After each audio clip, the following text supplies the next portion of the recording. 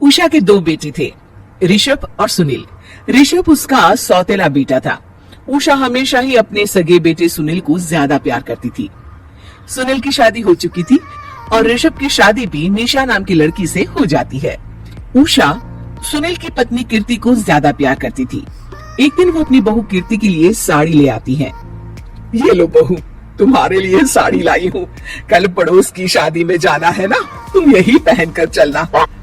तभी वहाँ ऋषभ आ जाता है। अरे माँ, तुम निशा के लिए साड़ी नहीं लाई? वो भी तो कल शादी में जाएगी ना? हाँ हाँ, वो भी जाएगी, पर उसके पास तो काफी साड़ी होंगी ना। अभी अभी तो शादी हुई है तुम दोनों की, तो उसी में से कोई पहन लेगी वो। ऋषभ ये सुनकर उदास हो जाता है। तब निशा कहती है, आप उदास क्यों होते हो जी? सही तो कह रही हैं मम्मी जी, मेरे पास तो बहुत साड़ियां हैं और सारी की सारी नई हैं। मैं उन्हीं में से कोई पहन लूंगी। वो बात नहीं है निशा। माँ मेरे साथ तो सौतेला व्यवहार करती ही थी, पर मुझे लगता था कि मेरी पत्नी के साथ वो ऐसा कभी नहीं करेंगी, पर आज उन्होंने तुम्हारे साथ भी वैसा ही व्यवहार किया। ऋषभ उदास होकर अपने कमरे में चला जाता है। ऋषभ को उदास देखकर निशा को अपनी सास पर बहुत गुस्सा आता है। एक दिन उषा सुनील को कुछ पैसे दे रही होती है। ले बेटा सुनील, ये कुछ पैसे रख ले और बहू को कहीं घुमा लिया। जी मम्मी जी। सुनील वहाँ से चला जाता है। मम्मी जी, आपने इन्हें तो कभी पैसे नहीं दिए, ऐसा सौतेला व्यवहार आप क्यों करती हैं? बहू, ये किस तरह से बात कर रही हो तुम अपनी सास से? कोई ऐसा सवाल करता है कि अपनी सासू से? सास, अरे जिस दिन से मैं इस घर में आई हूँ ना, आपने तो मुझे अपनी बहू माना ही नहीं। हमेशा कीर्ति भाभी के लिए ही सब कुछ लाती हैं।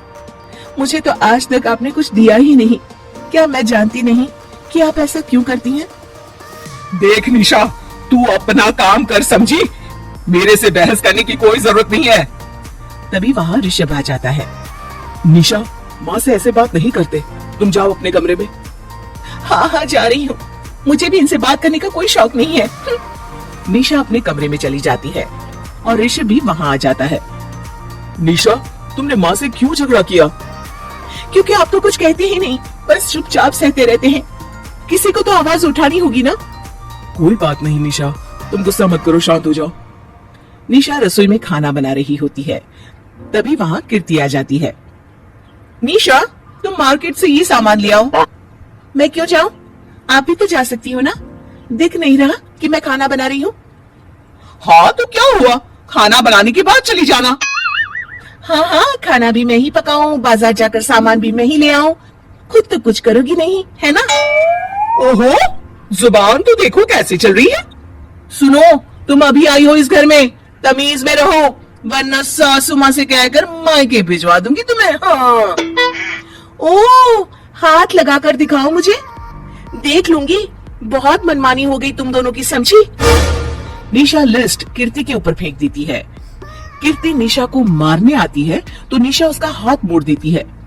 मर गई रे, छोड़ मेरा हाथ। आज के बाद मुझसे कोई बदतमीजी की तो अच्छा नहीं होगा।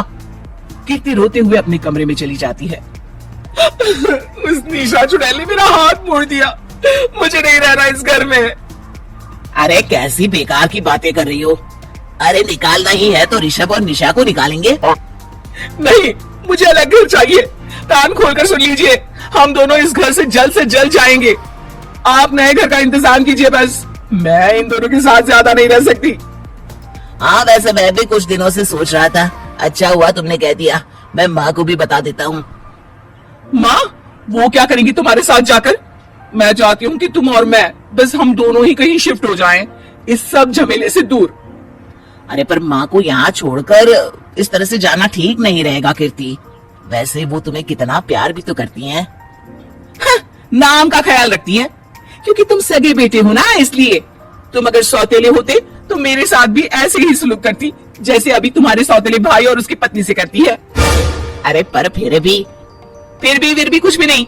देखो, या तो हम दोनों इस घर से कहीं दूर जाएंगे या फिर मैं अपने मायके चली जाऊंगी। हाँ बता देती हूँ। अच्छा बाबा, अच्छा ठीक है। सुनील अपनी माँ से बात करने आता है। माँ, मैं सोच रहा हूँ कि कीर्ति के साथ अलग घर में शिफ्ट हो जाऊँ। अरे वाह बेटा, ये तो बहुत अच्छा सोचा है तुमने। कब शिफ्ट होना है हमें? मैं भी पैकिंग कर लेती हूँ। अब नहीं माँ, मैं और कीर्ति ही जाएंगे बस। आप तो यहीं रहो, ये पुश्तैनी घर भी है ना आपका। अरे बेटा, तू तो मेरा सगा बेटा है, तू ही मेरे साथ ऐसा कर रहा है, मुझे अपने साथ ले जा बेटा। तभी वहाँ कीर्ति आ जाती है। अरे माँ, आपको पता भी है कि किराए के घर में कितना खर्चा होता है, और अगर आपको भी लेकर गए तो और खर्चा होगा। आप तो बस यहीं रहो इसी घर में। कोई बात नहीं सुनील, तुम लोग चले जाओ, माँ यहीं रहेंगी हमारे साथ, हम माँ का ख्याल रखेंगे, तुम लोग अपनी गृहस्थी संभालो। निशा को ये देखकर बहुत खुशी होती है। वो मन ही मन सोचती है, अब आया ना ऊंट पहाड़ के नीचे, अब मम्मी जी को पता चलेगा बड़ा सगा और सौतेला करती रहती थी। सगा बेटा तो जा रहा है छोड़कर, अब आएगी इन्हें अकल, और नहीं आई तो मैं अल्लाह कर रहूंगी। निशा अपनी सास को कैसे अपने सौतेले बेटे से मिलाएगी, जानने के लिए देखिए सौतेली माँ पार्ट 2।